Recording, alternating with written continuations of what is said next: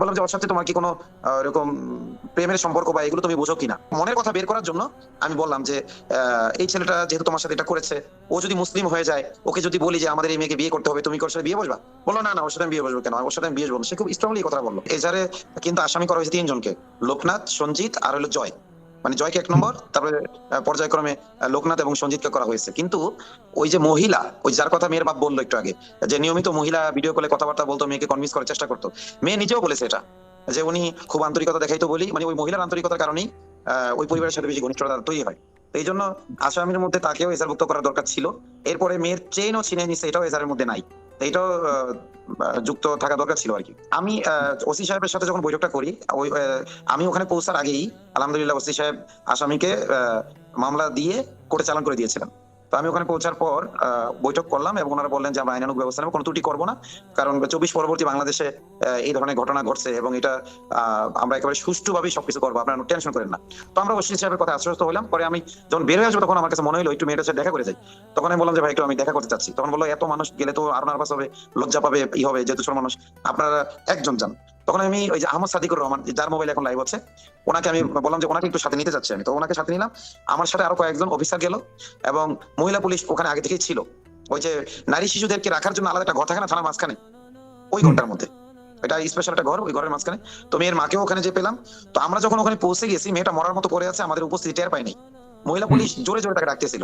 তো এক পর্যায়ে যখন টের পাইলো, তখন আমরা পুরুষ মানুষ, মানে মেয়েটা যে পর্দা করে এটা বোঝা গেছে, পর্দা যে মন থেকে করে, লজ্জাসুলভ যে একটা গুটিয়ে যাওয়া, ওইরকম গুটিয়ে যাইতে চাচ্ছে, তাও সে পারতেছে না, এবং উঠে বসতে চাচ্ছিল, মানে চেয়ারে না, মানে মেঝেতেই সে উঠে বসতে চাচ্ছে, পারতেছে না। তখন মহিলা পুলিশ এক হাতে আর ওর মা আরেক হাতে ধরে ওকে কোন রকম আপনাকে শুনতে পাচ্ছি নিচে না। বসায়, পরবর্তীতে চেয়ারে বসায়। ছোট্ট শরীর, ওর ছোট্ট শরীরটা দেখে ভাই আমার চোখে মানে পানি, আমি খুব কষ্টে করেছি। তারপর দুই ফোঁটা বেরিয়ে এসেছিল। আমার জাস্ট আমার মেয়ে ফাতেমার কথা মনে পড়েছে। আমার মেয়ে ফাতেমা বয়স 8 থেকে 9 বছরের মধ্যে মাঝামাঝি। তো আমার মেয়ে ফাতেমার চাইতেও দেখছি যে ও আরো গায়ে পাতলা, মানে যেটাকে বলা হয় গ্রোথ নাই, মানে 13 বছর বয়স হইলে ওই রকমের কি নাই, মানে সেরকম শারীরিক গঠনটা ওই পর্যায়ে যায়নি যে ওকে দেখলে কারো যে কেউ যে সিডিউস হবে এরকমের অবস্থা নাই, একেবারে ছোট একটা মানুষ। তো মানে ওকে ওই অবস্থায় দেখে যায় এবং 2 মাস আগে ধর্ষণের শিকার হয়েছে, এখনো এই পরিমাণে অসুস্থ কেন, মানে আমি অবাক হয়েছি। তো আর ওর মাকে আমি বললাম যে ওর বয়স কি আসলেই 13 বছর? মানে 13 বছরের একটা মেয়েকে যদি করে, বাংলাদেশের প্রেক্ষাপটে 13 বছরেও মেয়েরা ন্যাচারালি বালেগ হয়, যদিও আপনার আইনগত ভাবে হয় না, রাষ্ট্রীয় আইনগত ভাবে, কিন্তু ইসলামের দৃষ্টিতে যেটা ন্যাচারালি বালেগ হওয়া সেটা হয়ে যায়। তো মেয়ের মাকে আমি বললাম যে আসলে কি ওর বয়স 13 বছর? আমার তো মনে হচ্ছে না। তখন উনিও বললেন যে আসলে আমাদের তো বয়সের হিসাবটা ওইভাবেই না, এরকম ধারণা আর কি। তো যাই হোক, এরপরে মেয়েকে আমি জিজ্ঞেস করলাম যে কোন ক্লাসে পড়ো, সে তাইসিরে পড়ে। তাইসির হলো একেবারে প্রাথমিক ক্লাস, কিতাব বিভাগে ভর্তি হওয়ার জন্য প্রস্তুতিমূলক একটা ক্লাস আছে। মানে কওমি মাদ্রাসায় মানে আপনার আরবি লাইনে যে ভর্তি হবে একটা ছেলে বা একটা মেয়ে, সেটা স্কুলের থেকে যাক বা হেফজখানা থেকে যাক, তো একেবারে প্রাথমিক যেটা প্রস্তুতিমূলক ক্লাস, সেই ক্লাসে পড়ে সে। তখন আমি বুঝলাম যে মেয়ের বয়স একেবারে কম, দেখতেও ছোট, এবং যেই ক্লাসে পড়ে, এই ক্লাসে পড়ে ধর্মের কিছুই সে জানতে পারবে না, ধর্মের কিছুই জানার কথা না আসলে। তো এখানে স্বাভাবিকভাবে আমাদের যে হিন্দু মুসলিম যে শরী যে একটা মাপকাঠি আছে, কতটুকু সম্পর্ক রাখতে পারবো, কতটুকু দূরত্ব বজায় রাখবো, এগুলো নিয়ে তো আসলে আলোচনা নেই। দেখেন মানে আমরা দুর্গাপূজা গিয়েও বলি যে পূজার রোজা মুদ্রা পিঠোপিঠ, বা একটা আবহমান কাল থেকেও একটা ধরেন মাখামাখি একটা অবস্থা চলে আসতেছে। কিন্তু ওই সময় কিন্তু এই ধরনের যে ইসকন বা হিন্দুত্ববাদী যে আগ্রাসন, বা ওই যে ইন্ডিয়া থেকে উস্কানি দেওয়া, যে তোমরা মুসলিম মেয়েদেরকে দর্শন করলে এই পুরস্কার দেওয়া হবে তোমাদেরকে, এগুলো আপনার মিডিয়া আছেন, আপনারা এগুলো জানেন। তো এইগুলো তো আসলে ছিল না। তো এখানে এই যে মেয়েটার যে শারীরিক অবস্থার কথা বললাম, মানসিক অবস্থাটা হলো, আমি আরেকটা প্রশ্ন তাকে করেছিলাম, সেটি মনে আপনি মেয়ের আসতেছে না। সাথে সরাসরি কথা বলেছেন? জি জি জি, পুলিশ পুলিশ কর্মকর্তার উপস্থিতিতে মেয়েকে জিজ্ঞাসা করছেন যে কিভাবে তাকে নিয়ে গেছে? এটা তো মানে 13 বছরের হ্যাঁ হোক হ্যাঁ, বা আমি বললাম যে অন্তত ওর পক্ষে সাথে কেউ কি তোমার তাকে কোনো প্রেমের চকলেট সম্পর্ক ছিল? দেখিয়ে নিয়ে যাবে, ওটা তা না, তাকে তো আমি ডেফিনেটলি। ওকে জিজ্ঞেস, মানে আমি একটা মানে বের করার জন্য, কথা বের করার জন্য এভাবে বললাম, যে ও ওর সাথে গেছো, তাহলে কি আমার কথা শোনা যাচ্ছে কিনা? হ্যাঁ, এখন শোনা যাচ্ছে। আমার কথা শোনা যাচ্ছে? হ্যাঁ, শুনতে পাচ্ছি। তো আমি মেয়েটাকে প্রথমে, আমার তোমার মতো একটা মেয়ে আমার আছে, আমার মেয়ের নাম ফাতেমা, তুমি কোনো ভয় পাইও না, আমার কাছে লজ্জা করো না, আমি তোমার বাবার মতো। তো এই ছেলেটা যদি মানে আমি ওর থেকে মনের কথা বের করার জন্য আমি বললাম যে এই ছেলেটা যেহেতু তোমার সাথে এটা করেছে, ও যদি মুসলিম হয়ে যায়, ওকে যদি বলি যে আমাদের এই মেয়েকে বিয়ে করতে হবে, তুমি কি ওর সাথে বিয়ে বসবা? বলো না না, ওর সাথে আমি বিয়ে বসবো কেন, ওর সাথে আমি বিয়ে বসবো না। সে খুব স্ট্রংলি কথা বললো। ঠিক আছে, আমি বললাম যে ওর সাথে তোমার কি কোনো এরকম প্রেমের সম্পর্ক বা এগুলো তুমি বুঝো কিনা।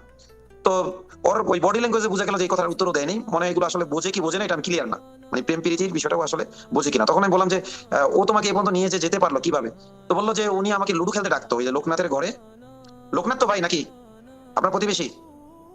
হ্যাঁ, মেহেরবানকে বলছি, লোকনাথ। ওনার নুকনাথ। বাসা কি, ওনার বাসা আগে আপনার পাশে ছিল, এখন কি চেঞ্জ হয়ে গেছে লোকনাথের বাসা? হুম। একটু আমার জানতে। মেয়ে মানে নিয়ে যাওয়ার মানে 1 সপ্তাহ আগে চলে গেছে। মানে বাসা ছেড়ে দিয়ে চলে গেছে? হ্যাঁ, আমার আমার আচ্ছা আমার আচ্ছা মেয়ে এরা দেয় এরা এই বাসা থেকে চলে যাওয়ার পর আমার মেয়ে 1 সপ্তাহ চলে আর নাই। আচ্ছা আচ্ছা, বুঝতে পেরেছি। তার মানে লোকনাথও তার বাসা চেঞ্জ করেছে, ওখানে আর তার লোকনাথের বাসা ছিল না। আচ্ছা, এই হ্যাঁ, তথ্যটা আমার জানা ছিল না, ধন্যবাদ। তো জাজাকাল্লাহ। তো কি বলছিলাম যেন শেখর ভাই? ও হ্যাঁ। লুডু। মেয়েটা বললো যে আমাকে লুডু খেলতে ডাকতো ওই ঘরের ভিতরে। হুম। আমাকে লুডু খেলতে ডাকতো, তারপরে আমাকে চকলেট খেতে দিত, আরো বিভিন্ন ধরনের মজা, মানে বিস্কুট টিস্কুট এগুলো নিয়মিত ওকে খেতে দিত ওই ছেলেটা। তো হুম। এই খেতে দিতে দিতে তার প্রতি একটা ছোট মানুষ, সে যে ভালো লাগা কাজ করতেই পারে, মুগ্ধতা কাজ করতেই পারে। মা বাপ গার্মেন্টসে থাকে, এখন একটা ভাইয়া যদি চকলেট খেতে দেয়, তাকে নিয়ে লুডু খেলে, আহ, তো এইভাবে একটা আন্তরিকতা, একটা আমি এটাকে আন্তরিকতার একটা সম্পর্ক বলতে পারি আর কি। ঠিক আছে, তার সাথে একটা আন্তরিকতা বা বিশ্বস্ততার একটা সম্পর্ক মেয়ের তৈরি হয়েছিল। এবং এর হুম। সুবাদেই কিন্তু পরে ওই যে মেলায় যাওয়ার কথা বলে তাকে নিয়ে গেছে। মেয়েটা যেটা বললো আমাকে, যে আমাকে মেলায় যাওয়ার কথা বলে মোটরসাইকেলে উঠাইছিল। তারপরে ওখান থেকে সে তাকে নিয়ে যায় হলো আপনার আরেকটা বাড়িতে, মেলায়ও নিয়েছিল। এইটা মেলায় যে নিয়েছিল এই কথাটা হলো মেয়ের মার কাছ থেকে, এই কথাটা সম্ভবত মেয়ের মার কাছ থেকে শুনেছি। এখানে মেয়ে এসে কেঁদে দিয়েছিল, মানে মেয়ের কথা বলতে পারতেছে না, হাউমাউ করে কান্না শুরু করে দেয়, যার কারণে আমি আর মেয়ের সাথে আর কথা বাড়াইতে পারিনি। ঠিক আছে। তো পরবর্তী মেয়ের মার কাছে শুনলাম যেটা যে মেলায়ও সম্ভবত নিয়েছিল, এবং ওইখানে ঘুরে ঘেরাইয়া ওই লোকনাথের বাড়িতে নিয়ে যায়। নিয়ে যাওয়ার পরে তার বরকাটা জোর করে খুলছে। মানে ও তো এই ফিজিক্যাল সম্পর্ক বা এই টাইপের সম্ভবত কিছু বোঝে না। বরকাটা জোর করে যখন খুলছে, এইটুকু ও বলছে মেয়ের মাঝে, আমার বরকা জোর করে খুলছে। এখানে মেয়ের বাপ আরেকটা তথ্য, ওই যে গুছাই কথা বলতে পারে না যে কারণে এড়াই গেছে, সেটা হলো মেয়েকে ওনারা যেদিন পেয়েছে অ্যাবনর্মাল ছিল মেয়ে। ওই ওকে একটা বাসে উঠাই দিয়েছে, মেয়ে বাস থেকে নামার পর একটা দোকানে পানি চেয়েছে, পানি খাওয়া অবস্থায় অজ্ঞান হয়ে পড়ে গেছে। তখন আরেক মহিলা তাকে ধরাধরি করে বাসায় নিয়ে গেছে। ওই সময় নাকি কয়েকদিন মেয়ে তার মাকেও চেনে না, মেয়ে তার বাপকেও চেনে না, এরকম একটা অবস্থা ছিল। খুব চিৎকার চেঁচামেচি করে কান্নাকাটি করতো। এই হুম। চিৎকার চেঁচামেচির হ্যাঁ, কারণে, তাই না? জি। বলেন, এই কথা একটু বলেন, আপনি এই কথা একটু বলেন। হুম। হুম। চিৎকার মানে চেঁচামেচি করার পরে আমরা মাত্র 3টের সময় পাচ্ছি, আর 9টা পর্যন্ত আমার মেয়ে চিল্লি শুরু করে। মানে তখন বাসার লোক সবাই মনে করো হয়ে গেছে। আর আমার মনে করো তখন ঘুরে আবার ওই আমার ভাগ্নে বাড়িওয়ালা ফোন করছে, আশামনির অবস্থা বেশি ভালো নয় ওই মেয়েটার। তখন বাড়িওয়ালা বলছে ওদেরকে বাসার থেকে চলে যেতে বলো। তখন আমরা অত রাতে ওই 10টার সময় কি করবো, তখন আমার বাসার থেকে আমার ভাগ্নের সাথে পরামর্শ করে ওই 10টা, 10:30 বা 11টার দিক আমাকে নিজা মনে করো চান্দরা গাড়িতে তুলে দিয়ে এসে আমরা চলে যাই। হুম। জি। তো এখানে এই এই যে আপনার আরেকটা ইন্টারেস্টিং বিষয় হলো, এই যে মেয়ে যে তাকে যে তার মা বাবাকে চিনতে পারতেছিল না, এটা আসলে কেন? এখানে আমি একটু যুক্ত করছি, আমি এরকম আরো কয়েকটা কেস জানি যে ওরা কালো জাদু করে। এখন প্রশাসনের অনেকে এটা বিশ্বাস করে, অনেকে করে না, কিন্তু কোরআনে কিন্তু আছে ওয়াত্তাবাউ মা তাতলু শায়াতিনু আলা মুলকি সুলাইমান ওয়া মা কাফারা সুলাইমান ওয়ালাকিন্না শায়াতিনা কাফারু। হতে পারে মেয়েকে ওই যে মিষ্টান্নের মাধ্যমে কালো জাদু করেছে, অথবা এটাও হতে পারে যে কোনো মেডিসিন হয়তো প্রয়োগ করেছিল। এত ছোট মেয়ের সাথে যেহেতু এই কাজ করেছে, মেডিসিন প্রয়োগ করে থাকতে পারে, আল্লাহ ভালো জানে।